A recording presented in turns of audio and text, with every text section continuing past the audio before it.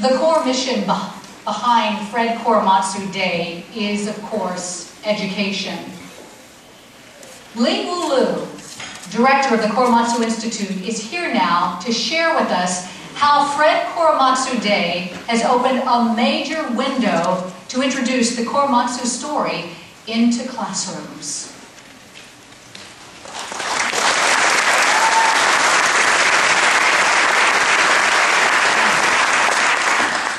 Wow. You know, I'm just looking at this room filled today. I think many of you saw that we actually sold out soon before this program began, and it's just really inspiring because over the summer, before we even knew if we would have a Fred Korematsu Day, we did go around scouting for venues, and we chose this venue thinking, well, is 700 too big? Is it too small? And let's just everyone give a round of applause for yourselves for coming out and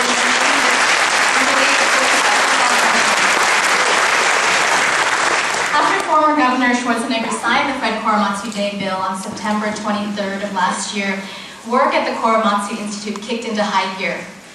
We spent 10 weeks developing and designing our first Korematsu Teacher's Guide, which is a 104-page guide that comes complete with lesson plans and suggested activities for K-12 teachers.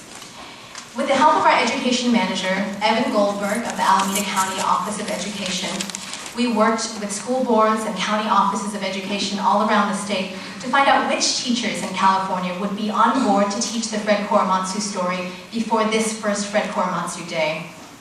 During this time, we had also set a goal of raising $50,000 to help us cover the costs of our first Fred Korematsu Day teaching program. I'm proud to announce that we not only reached this goal, we exceeded it. As of this morning, we have reached $56,335. Thank you all for helping us.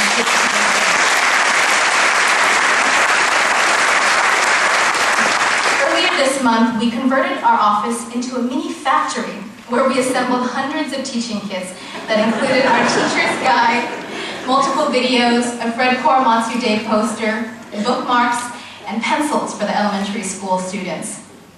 We shipped our kits out to teachers all around California, from McKinleyville, which is north of Eureka, to Chula Vista, which is close to the Mexican border. In the end, our Korematsu teaching materials reached some 500 teachers around California. It was with your help that we could do this much in just 4 short months. But we have our eyes set on reaching even more students. There are 10,000 public schools in California.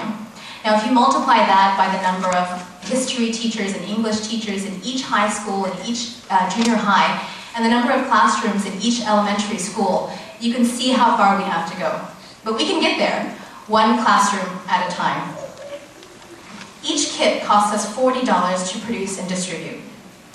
In our program booklets that you all have today, we have a page about how you can support our work.